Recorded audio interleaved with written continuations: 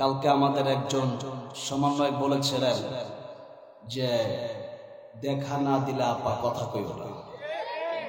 দেখা নাই কিসের কথা, দিল্লি বৈশা কিসের কথা?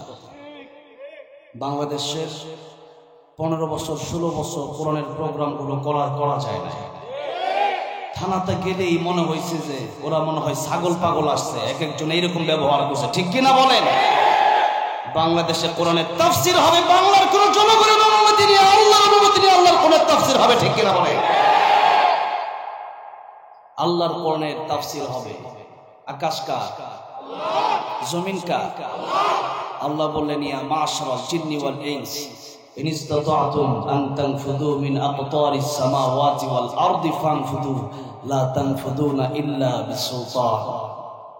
আমার আকাশ, আমার জমিন, আমার হুকুম যদি ভালো না লাগে আমার জমিন ছেড়ে বের হয়ে যাও। আরো ক্ষমতা আছে কি? বাংলাদেশ থেকে দিল্লি গেলে কি দিল্লির জমিনটা কার?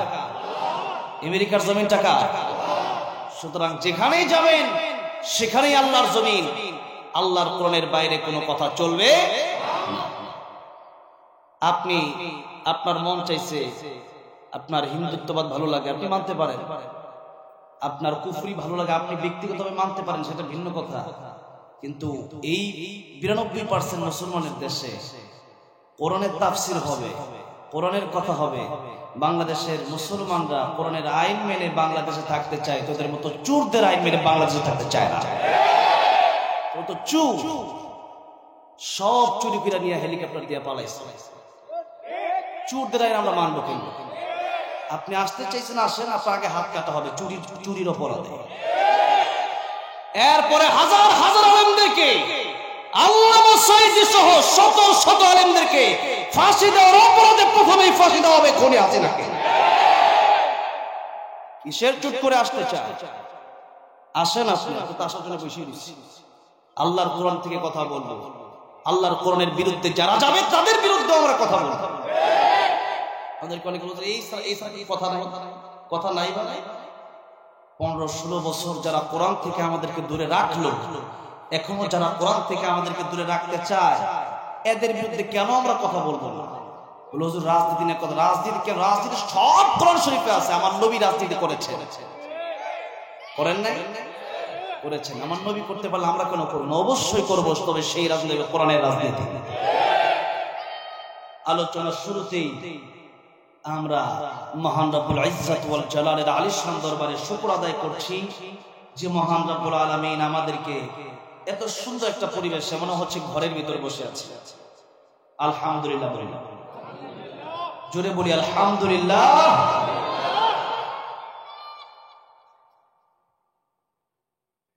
পবিত্র কোরআন শরীফের সূরা বাকারা থেকে এমন একটি আয়াতে কারিমা তেলাওয়াত করেছি যে আয়াতের তাফসীর বাংলাদেশে প্রায় আলেমগণ করেন এবং আমাদেরকে সেই তাফসীর শোনার প্রয়োজন।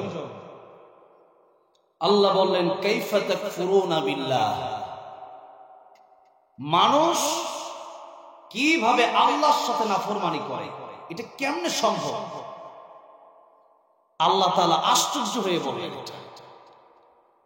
একজন বাবা তার ছেলেকে ধমক দেয়। একটা ছেলে যখন অতিরঞ্জিত করে, বেয়াদবি করে, তখন বাবা বলে আমি না তোর বাবা, তুই আমার সাথে কেমনে কুফরি করিস, আমার সাথে কেমনে নাফরমানি করিস, আমি যে কথা বলি এটা শুনোস না কেন? এই কথা বাবা বলে কি বলে না? বলে। কেন? একটা ছেলে বাবা জন্ম দিয়েছে। একজন স্বামী তার স্ত্রীকে বলে যে তুমি কেবলমাত্র আমার সাথেই থাকবা। কোন স্ত্রী যদি স্বামী ছাড়া অন্য কোন ছেলের সাথে ঘোরাফেরা করে, কোনো পার্কে গিয়া, ওটা যদি স্বামী দেখতে পারে, আপনারা কি বলেন কোন ভালো স্বামী খুশি হতে পারে? খুশি হতে পারে না। একজন স্বামী একজন স্ত্রীকে বিয়ে করার কারণে, সেই স্বামী যদি, স্ত্রী যদি অন্য ছেলের সাথে হাত ধরার কারণে সেই স্বামী যদি নারাজ হয়ে যায়, যেই বান্দাকে আল্লাহ তাআলা নুতফা থেকে, নাপাক পানি থেকে সৃষ্টি করলেন, সেই বান্দা যদি আল্লাহর সাথে নাফরমানি করে, বলেন আল্লাহ কষ্ট পায় কি পায়?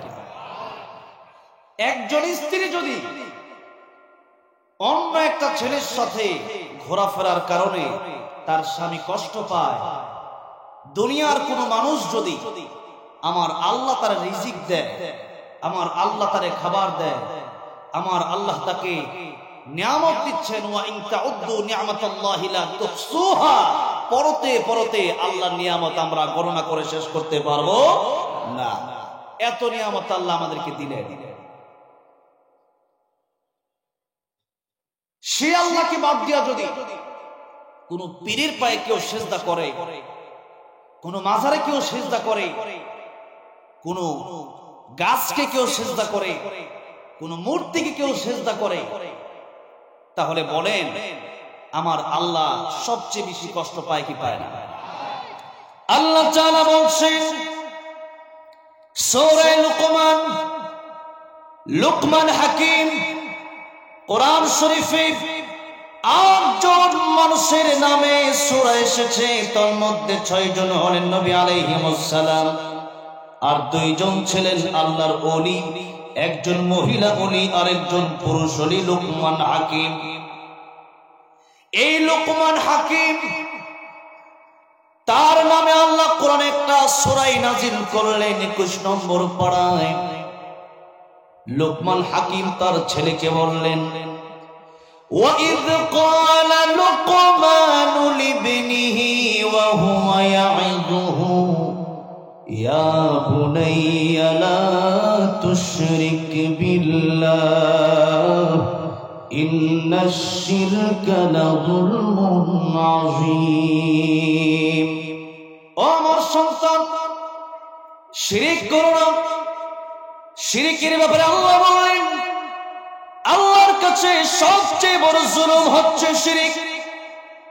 নবী বললেন, ইয়া মুআদ লা তুশরিক বিল্লাহ ওয়া ইন কুতিলতা আও হুররিকতা। মুআজ, তুমি আল্লাহর সাথে শিরক করবে না। আল্লাহর সাথে যদি তুমি শিরক করো, ও মুআজ, সব আমল তোমার ধ্বংস হয়ে যাবে।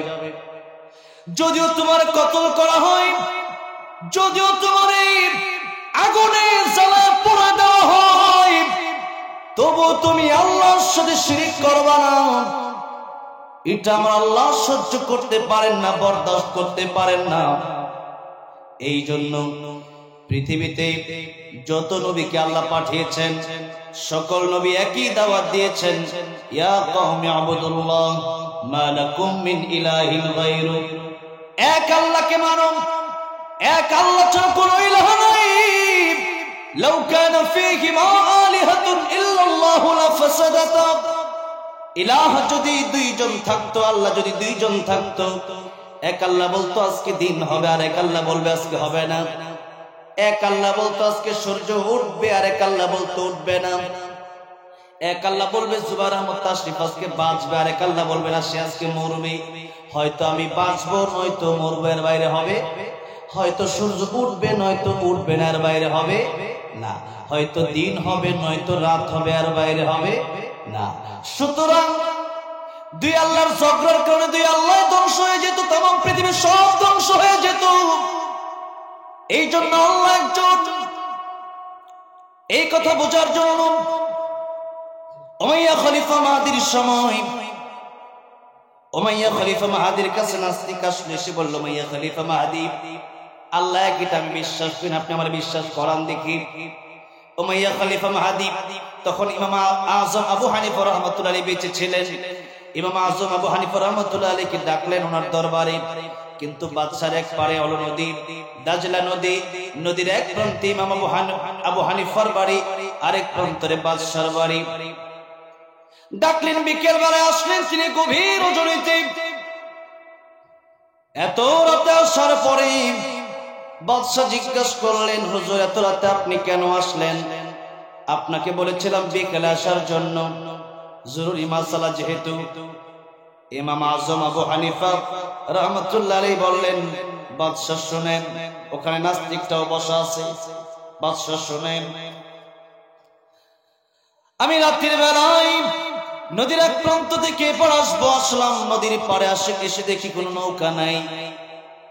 মাঝিও নাই। হঠাৎ করে দেখলাম একটা গাছ আমার সামনে আসলো, গাছ কেটে কাঠ হয়ে গেল, কাঠ মিস্ত্রি ছাড়া নৌকা হয়ে গেল, মাঝি ছাড়া নৌকাটা আমার এপারে নামায় দিয়া গেল। যেই মাত্র বলছে এই কথা, নাস্তিক বললো ইমামে আজম তোমার মনে ভাবছিলাম যে ইমামে আজম তুমি দেখি মূর্খ। ইমামে আজম ডাক দিয়ে বললেন, কেন আমি মূর্খ আপনি বলেন? নাস্তিক ডাক দিয়ে বলল, ইমামে আজম আপনি যে বললেন নৌকা একটা তৈরি হয়ে গেছে কাঠ মিস্ত্রি ছাড়া, আপনি চলে আসলেন মাঝি ছাড়া। কাঠ মিস্ত্রি ছাড়া কি কাঠ কাটা যায়, নৌকা বানানো যায়? আর মাঝি ছাড়া কি নৌকা চালানো যায়? একাকে কি নৌকা চলে নাকি? ইমামে আজম আবু হানিফা ডাক দেওয়া, নাস্তিক একটা নৌকা যদি বানানেওয়ালা ব্যতীত বনতে না পারে, চালানেওয়ালা ব্যতীত চলতে না পারে, তোমার মাথায় কি এতটুকু জ্ঞান নাই? তুমি যে এই দুনিয়াতে আসলা, নুতফা থেকে নাপাক পানি থেকে তোমারও আমার আল্লাহ বানাইছে। এত বড় পৃথিবী, আকাশ জমিন চন্দ্র সূর্য গ্রহ নক্ষত্র, এটা এমনি হতে পারে না। বানানেওয়ালা ব্যতীত বনতে পারে না, চালানেওয়ালা ব্যতীত চলতে পারে না। অবশ্যই এর বানানেওয়ালা একজন আছে, এর চালানেওয়ালা একজন আছে। জোরে বলেন তিনি কে? নাস্তিক এবার বুঝতে আর বাকি রইল না। এখন তার বুঝে আসলো, ডাক দিয়ে বলি, ইমাম আজম আমার এতদিন আমার যা বিশ্বাস ছিল, এতদিন আমার অন্তরে যা নাফাকি ছিল, আমি অন্তরে আর নাফাকি রাখতে চাই না। আমার আপনি পড়ায় দেন লা ইলাহা ইল্লাল্লাহু মুহাম্মাদুর রাসূলুল্লাহ সাল্লাল্লাহু আলাইহি সাল্লাম কালিমা পড়ে মুসলমান হয়ে গেছি। বলতেছিলাম এই দুনিয়াতে যত গুনাহ আছে, আল্লাহ বলেন কাইফা তাকফুরুনা বিল্লাহ, মানুষ আমার সাথে নাফরমানি করে কেমনে, কিভাবে সম্ভব? এর মধ্যে প্রথম কথাই হলো মানুষ আল্লাহর সাথে শিরিক করে কেমনে। এখানে হিন্দুর কথাও আছে, খ্রিস্টানের কথাও আছে, বৌদ্ধের কথাও আছে। কোরআনের শব্দ কম, তার ব্যাখ্যা বড় বেশি। এক একটা শব্দ নিয়ে আলোচনা করতে গেলে রাত পার হয়ে যাবে, আলোচনা শেষ হবে না। আল্লাহ বললেন মানুষ আমি আল্লাহর সাথে কিভাবে নাফরমানি করে, অথচ আল্লাহ বললেন হাল আতা আলাল ইনসানি হিনুম মিনাদ দাহরি লাম ইয়াকুন শাইআম মাযকুরা। মানুষ জিরো ছিল, কিছুই ছিল না, বর্ণনা করার মতো তার কিছুই ছিল না। এখন আমি, আমার নাম জুবাইর, আপনার নাম জসিম, আব্দুর রহমান, আব্দুর রহিম। আজ থেকে 100 বছর আগে আপনি তো ছিলেন না, আবার 100 বছর পরেও তো আপনি থাকবেন না। সুতরাং এত সুন্দর সুঠাম দেহ তো এক সময় ছিল না। ছিলাম রক্ত, হলাম গোস্ত, এরপরে হলাম হাড্ডি, এরপরে আল্লাহ ভিতরে দিলেন রুহু। রুহু আবার যেদিন চলে যাবে, কবি বলেন ইঞ্জিনটা চইলা গেলে হায় রে হায় রে হায়, ডাব্বাটা পইরা রইবে এই যে দুনিয়ায়। ইঞ্জিন যেদিন চলে যাবে, রুহু যেদিন চলে যাবে, যে স্ত্রীকে ছাড়া এখন ঘুমাতে পারেন না, ওই স্ত্রী আপনার ঘরে জায়গা দেবে না। মা বাবা কত আপন। আল্লাহর ইবাদতের পরে আল্লাহ মা বাবার কথা বললেন, ওই মা বাবাও তো আপনার আমার জায়গা দেবে না, কেউ জায়গা দেবে না। আপনি কত বড় নেতা, হাজার হাজার মানুষ আপনার নামে স্লোগান দেয়, এই স্লোগান আর থাকবে না। লাশ আই লাশ, কিচ্ছু নাই, খালি বডির কোনো মূল্য নাই। আসল তো ছিল রুহু। আল্লাহ বলে রুহু যদি ভালো হয় তাহলে আমি আল্লাহর কাছে বড় দামি হয়ে যাব। ইল্লা মান আতাল্লাহ বিকলবিন সালিম।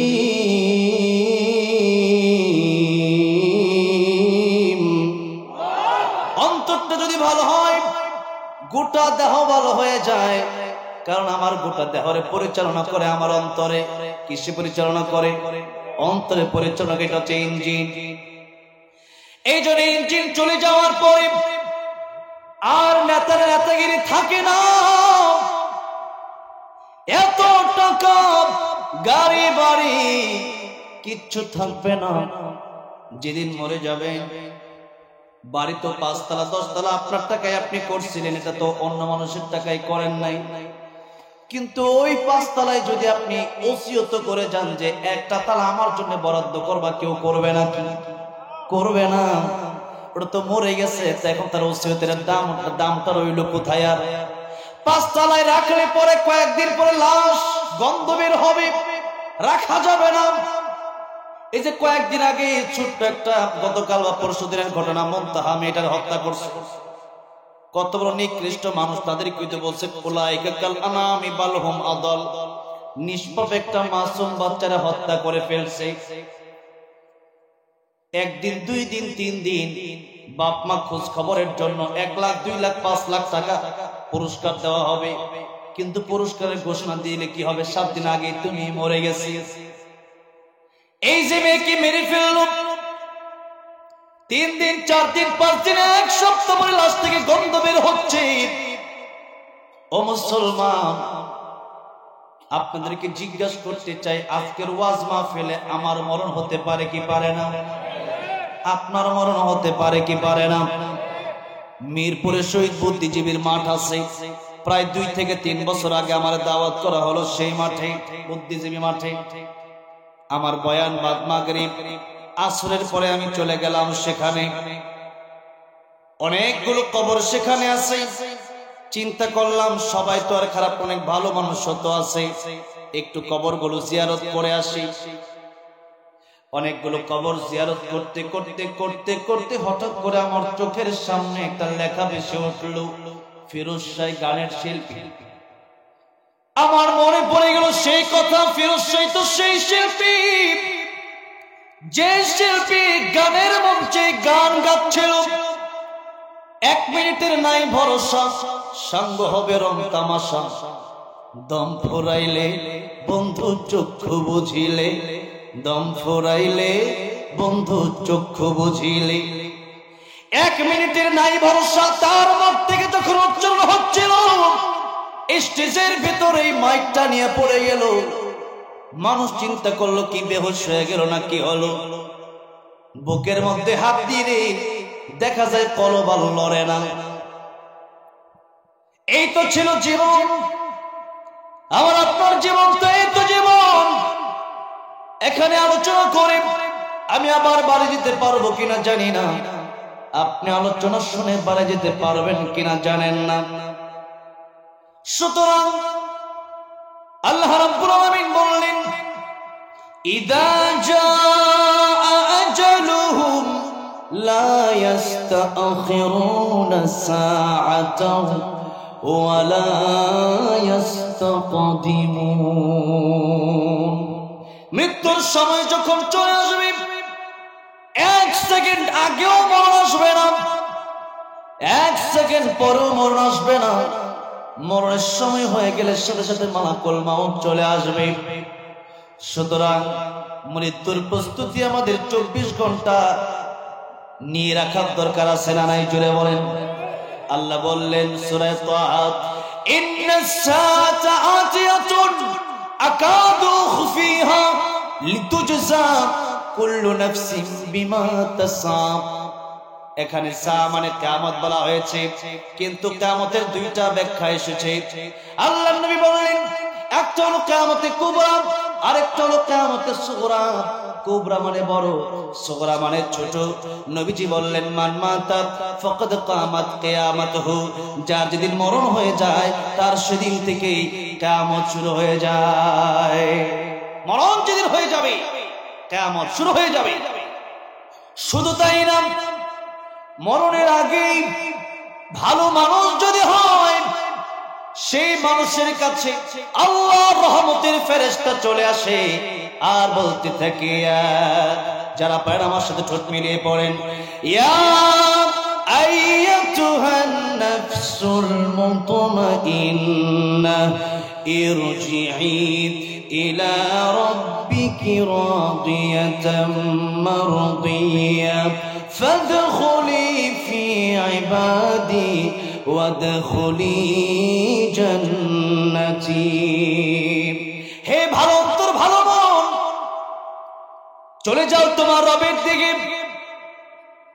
কোন অবস্থায়?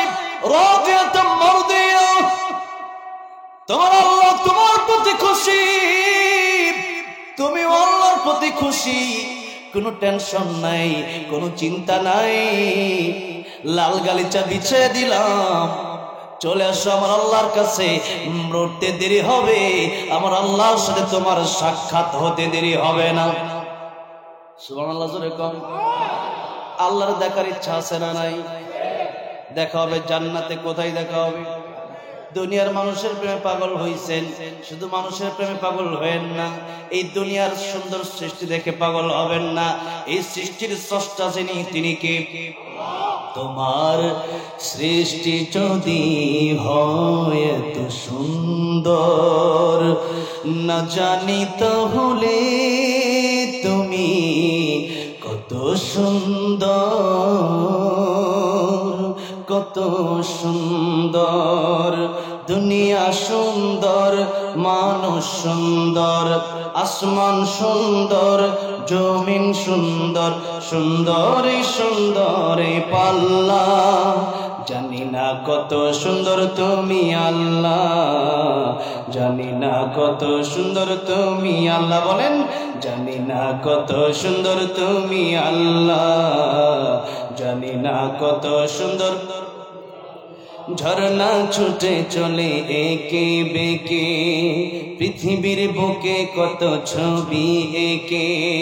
নদীর ওই কলতানে, সাগরের গর্জনে, নদীর ওই কলতানে, সাগরের গর্জনে, ঢেউয়ে ঢেউয়ে দেয় পাল্লা।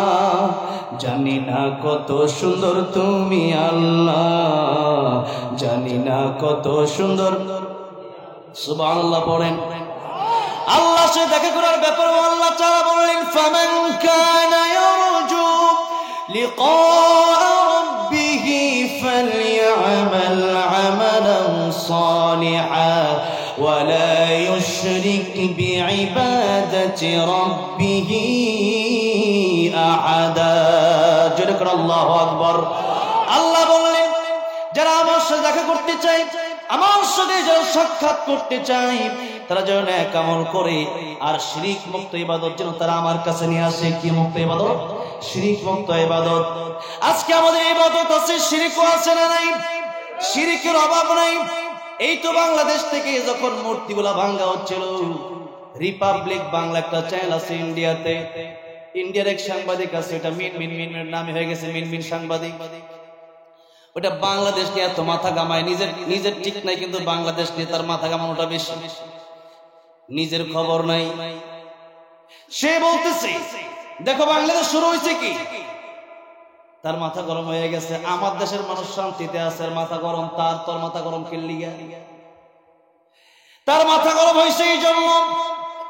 আরে আমাদের ইন্ডিয়ার ভিতরে আমরা তো ডাইরেক্ট মূর্তির সিজদা করি, ডাইরেক্ট মূর্তির পূজা করি। এখন বাংলাদেশের মানুষ তো মুসলমান, ওরা তো ডাইরেক্ট আর পূজা করবে না, সুতরাং নানান ধরনের মানুষের ছবি বানায় যে দেওয়া, এটা তার ঠিকই পূজা করবে। এখন যেহেতু মূর্তিগুলো ভেঙে দেওয়া হয়েছে, তার মাথা গরম হয়ে গেছে। আমরা যে আইন, যে সিস্টেম, যে মূর্তি পূজা চালু করতেছিলাম, আস্তে আস্তে ওটা তো বন্ধ হয়ে যাবে। এই জন্য ও মুসলমান, আজকে আমরা নামে মুসলমান হয়েছি, শিরিক তো আমাদের স্বভাব নাই। মূর্তি বানানো হালাল না হারাম? এই হারাম কাজের ভিতরে জড়িত ছিল অনেক লোক। বাংলাদেশের স্কুল, কলেজ, ইউনিভার্সিটির অনেক প্রতিষ্ঠানের ছেলে মেয়েদেরকে মাথা নোয়ানো হয়েছে। নাউজুবিল্লাহ বলে। এই সমস্ত কাজ যারা করছে, আবার মোনাজাত কইরাও ছবি দিছে, এরা মুসলমান না মুনাফিক? মুনাফিকের জায়গা কই হবে? আল্লাহ বললেন ইন্নাল মুনাফিকিনা ফিদ দারকিল আসফালি মিনান নার ওয়া লান তাজিদা লাহুম নাসীরা। ও নবীজি, কিয়ামতের ময়দানে মুনাফিক যারা হবে এদের জাহান্নামের সবচেয়ে অতল কবর তাদের জায়গা হবে।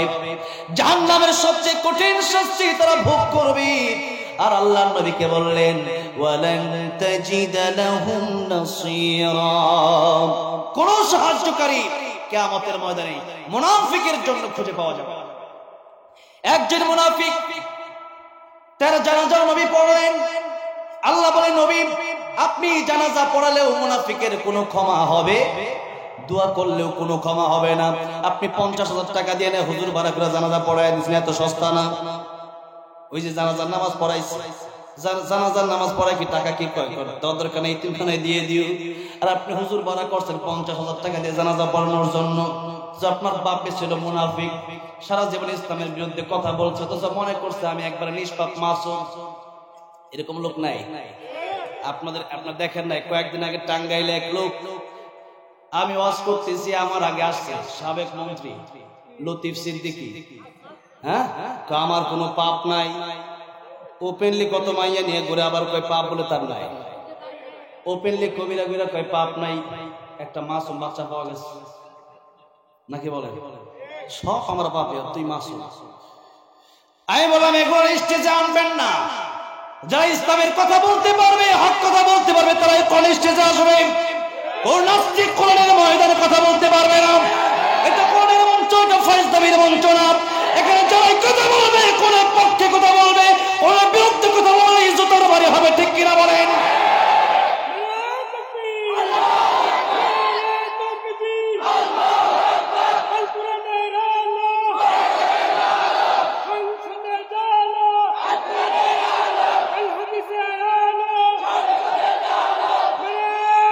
পাপের কোনো অভাব নাই, এরপরেও আমরা মনে করি আমাদের কোনো পাপ নাই। পাপ করে যদি কোনো ব্যক্তি এটা মনে করে যে এটা পাপ না, গান আপনি শুনলেন, আপনি এটা বুঝে শুনলেন যে আমি গুনাহ করতেছি। আপনি মদ পান করবেন, যদি কখনো করেন, আপনি করার জন্য বলছি না। মদ যদি আপনি পান করেন, সিগারেটে যদি টান দেন, আপনি এটা মনে করে করলো যেটা আমি আসলে গুনাহ করতেছি, এতটুকু তো অন্তরে থাকা দরকার আছে না নাই? আপনি নামাজ পড়তেছেন না, এরপরে এসে বলতেছেন যে আমি নামাজটা খালি পড়ি না, আমরা সবই ঠিক আছে। আপনি নামাজ পড়েন না, সব ঠিক থাকলে কি হবে? ঘটক বিয়ার জন্য পাত্রী খুঁজে দিল, আপনার ছেলের জন্য বললো পাত্রী সব ঠিক আছে, চরিত্রে ঠিক নাই। আপনি বলবেন এই পাত্রীর কোনো দাম আমার কাছে নাই। সুতরাং একজন মেয়ে মানুষের চরিত্র যদি ভালো না হয়, সেই মেয়ে মানুষ যদি ভালো না হয়, সেই মেয়ে যদি চরিত্রের কারণে যদি মেয়েটা বাতিল হয়ে যায়, আমার আল্লাহর কাছেও নামাজি বান্দা ছাড়া ওই বান্দার কোনো দাম নাই। মরার পরে মানুষ জিজ্ঞেস করে লোকটা কেমন ছিল, কয় খুব ভালো ছিল। পিছনে এসে কি এর ভালো আছে, বিপদে বিরানোর সামনে কইছি ওইটা কর জায়গা নাকি? আসলে যদি 10 জন মানুষ, 10 জন মুমিন যদি বলে লোকটা আসলেই ভালো ছিল, আল্লাহ 10 জনের কথা রাখতে গিয়ে তারা জান্নাতের মেহমান বানায় দেয়। সুবহানাল্লাহ। এই জন্য এমন কিছু কাজ করে যাবেন। আমরা স্টেজে আমার নেতা কর্মী ভাইরা বসে আছেন, আপনাদেরকে বলে যাচ্ছি, আসলে যদি ভালো মানুষ হয়ে যান। আমার এলাকায় এখন একজন কাউন্সিলর আছে, আগে আওয়ামী লীগ ছিল, এখনো ভালো আছে, মানুষ তার বাড়িঘর কিচ্ছু ভাঙ্গে নাই। আমি তার সব বিষয়ে ঘাটলাম, ঘাটার পরে দেখলাম লোকটা আসলে ভালো। এখন আমি যদি মানুষটা আসলে ভালো থাকি, ঢুকে গেছে আর কি কোনো রকম, এমনি লোকটা ভালো। এখন আসলে যদি আমি ভালো থাকি তাহলে কোনো সমস্যা নাই। আর যদি আসলে আমি ভালো না হই, এমনি ক্ষমতা পেয়ে গেছি, মনে করেন কথার কথা, একদিন 2 দিন 3 দিন আপনার সামনে এসে মানুষ সম্মান করলেও আপনার আউলে গিয়ে, আপনার আড়ালে গিয়ে কিন্তু আপনার বদনাম করবে। এই সম্মানের তো কোনো দাম নাই। 15 বছর সম্মান ছিল, এখন নাই। এই সম্মানের কোনো দাম নাই। কিসের দরকার এমপি মন্ত্রী হওয়ার? আল্লাহর কোরআন শিখেছি মানুষ সম্মান করে। 15-16 বছর না, আহমদ শফি রহমাতুল্লাহ আলাইহি মরার আগেও সম্মান ছিল, মরে গেছে, এখনো তার জন্য মানুষ দোয়া করে কি করে না? নূর হোসেন কাসেমী মরার আগেও সম্মান ছিল, মরেছে এখনো সম্মান কমে নাই, মানুষ এখনো তার জন্য দোয়া করে। আল্লামা জুনায়েদ বাবনগরী তার জানাজায় আমি গিয়েছিলাম, মৃত্যুর আগে যা মানুষ সদ্য জানা যায় তার চেয়ে কম না 10 ডাবল বেশি। আল্লামা সাইদী রহমাতুল্লাহ আলাইহি, তোমরা তো 13 বছর আল্লামা সাইদীকে কারাগারে রেখেছো, এরপরে ইনজেকশনের সাথে বিষ দিয়ে মেরেছো, সেই ডাক্তারকে আর খোঁজে এখন পাওয়া যাচ্ছে না। আল্লামা সাইদী রহমাতুল্লাহ আলাইহিকে মেরেছে, আল্লামা সাইদী রহমাতুল্লাহ আলাইহি তো তারা মারতে পারে, এবং আল্লামা সাইদীর ইচ্ছা ছিল আমি শহীদ হব। কি হব? শহীদ হব। আল্লামা সাইদী রহমাতুল্লাহ আসলে শহীদ হয়েছেন। আমি বলেছিলাম আমার গানে, আল্লামা সাইদী রহমাতুল্লাহ আলাইহিকে শহীদ করে দেওয়া হলো। তারা ভেবেছে মানুষের মৃত্যুর পর বুঝি মানুষের সব শেষ হয়ে যাবে, কিন্তু আল্লামা সাইদীর ভক্ত বাংলার পরতে পরতে, বাংলার মাটিতে মাটিতে, বাংলার ঘরে ঘরে আজও আছে না নাই। বরং তুমি বেঁচে আসো, তোমার মানুষ ফাঁসি দেওয়ার জন্য খোঁজে, তোমার মানুষ পেটানোর জন্য খোঁজে, তোমার বাড়িঘর ভাঙার জন্য মানুষ যায়, তোমার লাঞ্ছনা করার জন্য মানুষ যায়। যেখানে কোরআনের কথা হয়, যেখানে ভালো মানুষ আছে, সেখানেই তোমার বিরুদ্ধে বদনাম, তুমি লোকটা খুবই খারাপ। আর আল্লামা সাইদী রহমাতুল্লাহ চলে গেলেন, 13 বছর কারাগারে ছিলেন, এখন চলে গেছেন। এখনো প্রত্যেক মাহফিলে মাহফিলে, প্রত্যেক জায়গায় জায়গায় আল্লামা সাইদীর নাম আছে না নাই? এই জন্যই আপনি যদি মানুষটা আসলেই ভালো হন, এমন কিছু কাজ করে যান যে কাজের কারণে মানুষ আপনার ইন্তেকালের পরে বলবে আসলে লোকটা ভালো ছিল, আমার আল্লাহ বলবেন লোকটা ভালো ছিল। এমনকি ভালো মানুষের মৃত্যুর পর আকাশ পর্যন্ত কাঁদতে থাকে, জমিন পর্যন্ত কাঁদতে থাকে। কেন কাঁদে? সপ্তাহে বৃহস্পতিবারে, প্রতি সপ্তাহে বৃহস্পতিবারের সন্ধ্যায় আল্লাহর কাছে সাপ্তাহিক রিপোর্ট পেশ করা হয়।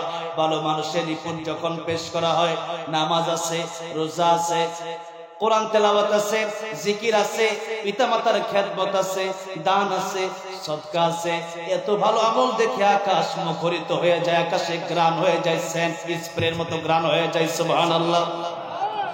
আর যখন বদকারীর আমল নামা আকাশ দিয়ে নিয়ে যাওয়া হয়, তখন আকাশ সেই বদ আমলের দুর্গন্ধে আকাশ নষ্ট হয়ে যায়। এই জন্য মানুষের মৃত্যুর পর ওই ভালো মানুষটার জন্য আকাশ পর্যন্ত দোয়া করে, জমিন পর্যন্ত দোয়া করে। শুধু তাই না, ভালো মানুষের মৃত্যুর পর আল্লাহর ফেরেশতারা পর্যন্ত তার জানাজায় হাজির হয়ে যায়। আল্লামা জুবাইর আহমদ আনসারী রাহমাতুল্লাহ আলাইহি ইন্তেকাল করেছিলেন। আল্লামা জুবাইর আহমদ আনসারী রাহমাতুল্লাহ আলাইহি ইন্তেকালের পরে করোনার সময় ছিল, করোনা ভাইরাস, একজন আরেকজনের সাথে হাত মেলানো যাবে না, 5 জন একসাথে নামাজই পড়া যাবে না, এত ভয়ানক পরিস্থিতি, এত ভয়ানক অবস্থা। এর মধ্যে তিনার ইন্তেকাল হয়ে গেল। লক্ষ লক্ষ মানুষ আধা ঘন্টার ভিতরে কোন জায়গা থেকে যেন ছুটে আসলো। আল্লাহু আকবার। আমার তো মনে হয় সেদিন শুধু মানুষ ছিল না, সেদিন আল্লাহর ফেরেশতাও ছিল। কোন সুবহানাল্লাহ। আমার ভাইরা, আমার মুরব্বি ওজিরা, এই জন্য অন্তরের ভিতরে করোনা ফাঁকি রাখবেন না। আজকে আমাদের ভিতরে মুনাফিকের অভাব নাই। আপনি মুনাফিক খোঁজার জন্য আমেরিকা যাওয়ার দরকার নাই, লন্ডন যাওয়ার দরকার নাই। মুনাফিক খোঁজার জন্য সুদূর দুবাই, কাতার, কুয়েত যাওয়ার দরকার নাই, মানুষ ইন্দোনেশিয়া যাওয়ার দরকার নাই। তাহলে কোথায় যাব? এই যে আশুলিয়া, সাভার, ওই মূল জায়গায় যাওয়ার দরকার নাই। আপনার এলাকায় খুঁজলেই দেখবেন 2-1টা মুনাফিকের অভাব নাই। 2-1টা করে মুনাফিক আপনি এমনি পাবেন। এতদিন 15 বছর ছিল এক জায়গায়, এখন উঠে দিচ্ছে, বুঝেন নাই? আছে না নাই? এখন আমি তো তঙ্গল লোক, আছে না নাই? অভাব নাই। খুব সাবধান, এদেরকে জায়গা দেওয়া যাবে। বাংলাদেশের সরকার, ডক্টর ইউনূস সাহেব, এই কথাটা হয়তো ওনার কাছেও যেতে পারে, আমি ওনাকেই বলছি। উপদেষ্টার ভিতরেও এখন কিছু মুনাফিক ঢোকানো হচ্ছে, এদেরকে বের করে দেন, না হলে বাংলাদেশ আস্তে আস্তে অন্ধকারের দিকে যাবে। এই জন্য আন্দোলন যেমন আগেও মানুষ করেছে, এখনো যদি উল্টা পাল্টা হয়, কোন নাস্তিক কোন মুনাফিক যদি উপদেষ্টার জায়গায় গিয়ে বসে, বাংলার মানুষ আবার আন্দোলন করে তারে নামাতে বাধ্য হবে। কথা বলেন ঠিক না বেঠে? এই জন্য ভালো মানুষ বসান। আবু সাঈদ মুগ্ধ জীবন দিল কোন নাস্তিককে বাংলার জমিনে বসানোর জন্য না। আবু সাঈদ মুগ্ধ জীবন দিল কোন মুনাফিককে বাংলার ক্ষমতায় বসানোর জন্য না। বাংলার ক্ষমতায় তারাই বসবে যারা কোরআনের পক্ষে কথা বলতে পারবে, মুসলমানের পক্ষে কথা বলতে পারবে, দেশের পক্ষে কথা বলতে পারবে, তারাই বাংলার ক্ষমতায় বসবে। ঠিক কিনা বলে? আর যদি এরপরেও এটা মনে করেন আমার ইচ্ছা মতো আমি চালাবো, উনিও ভাবছিলেন 2040 পর্যন্ত কারো বাপের ক্ষমতা নাই, কারো বাপের ক্ষমতা নাই, কিন্তু আমার আল্লাহর ক্ষমতা আছে না নাই? কারো বাপের ক্ষমতা লাগে না, আমার আল্লাহর ক্ষমতাই যথেষ্ট। আমার আল্লাহ মারতে হলে 50 জন লাগে না। আমার আল্লাহ নমরুদকে একটা মশা দিয়ে শেষ করে দিছে, ফেরাউনকে পানিতে ডুবায় শেষ করে দিছে। তুমি আর কত বড় পালওয়ান, তুমি তো সিরিয়ালের বাইরে। এই জন্য ভাইরা আমার, বন্ধুরা আমার, মুরব্বী ওজিরা আমার, আজকের মাহফিল থেকে শিক্ষা নিয়ে যাবেন। আমার যদি মনে চায়, যদি আপনার মনে চায় যে আমি হিন্দুত্ববাদ কায়েম করবো বা তাদের সাথে থাকবো, তাদের সাথে একদিকে যান, দুই দিকে আসবেন না।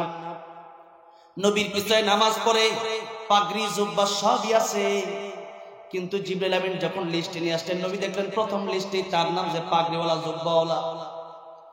নবী জিজ্ঞেস করেন এটা মুনাফিক কেমনে? জিবরাইল ডাক দেবেন, ইয়া রাসূলুল্লাহ, মুনাফিক হওয়ার জন্য আপনি তারা ডাইরেক্ট দেখলে চিনবেন না। ওটা দাড়িও থাকবে, টুপিও থাকবে, জুব্বাও থাকবে, তলে তলে থাকবে শয়তানি। বাংলাদেশের সব হুজুর কি ভালো নাকি?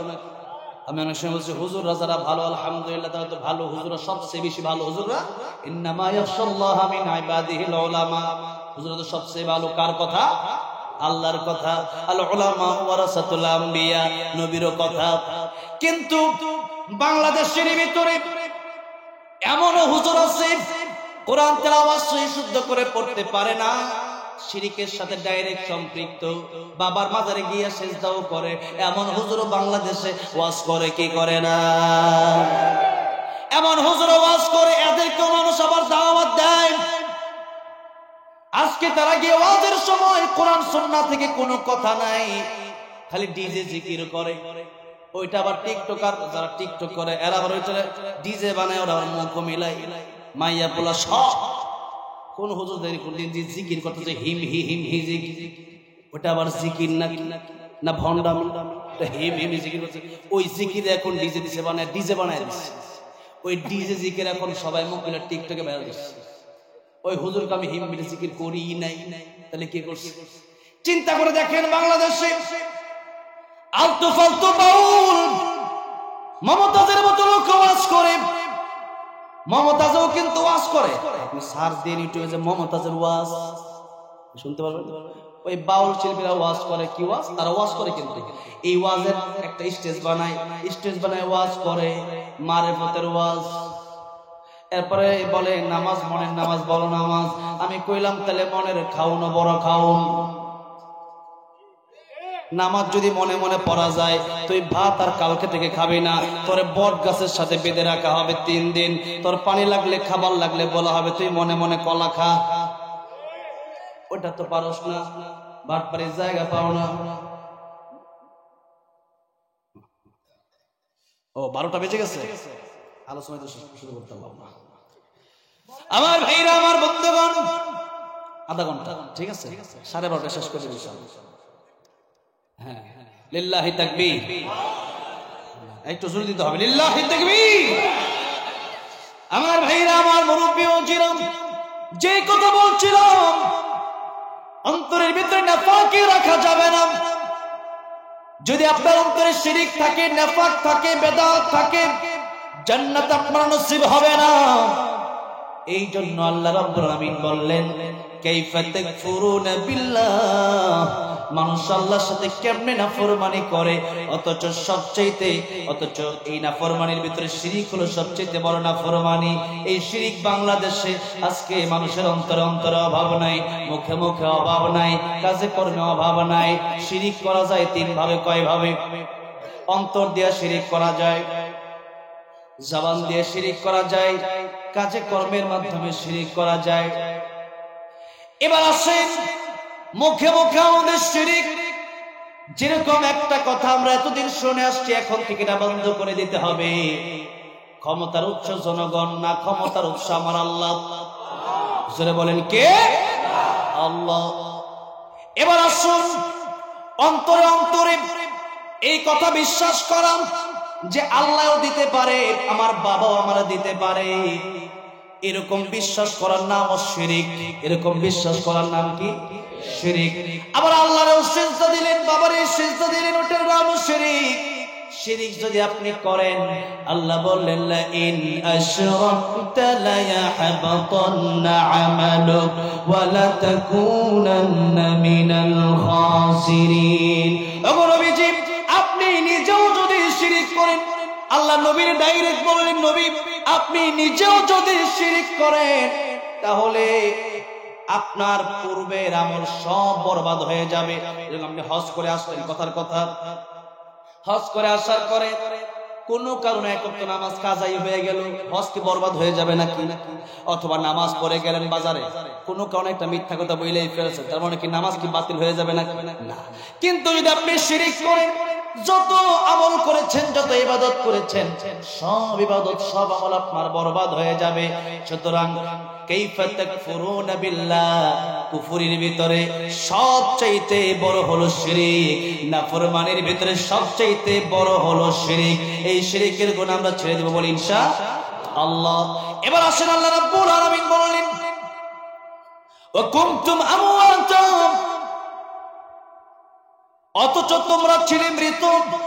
অনেক কথা ছিল কিন্তু আজকে আর বলতে পারবো না। এদিক আলহামদুলিল্লাহ ঢাকার এই অবস্থাটা ভালো, আগামীতে যেন আরো আগে আনা হয় এই টাইমটা। যে রাসূল সাল্লাল্লাহু আলাইহি সাল্লাম রাতের বেলা এশার নামাজ পড়ে খুব দ্রুত ঘুমিয়ে পড়তেন, আর আমরা রাতের বেলা ঘুমাই না, ঘুমাই দিনে, ঠিক কিনা? সে বলছে এই নিয়মগুলো চেঞ্জ করা দরকার আমাদের।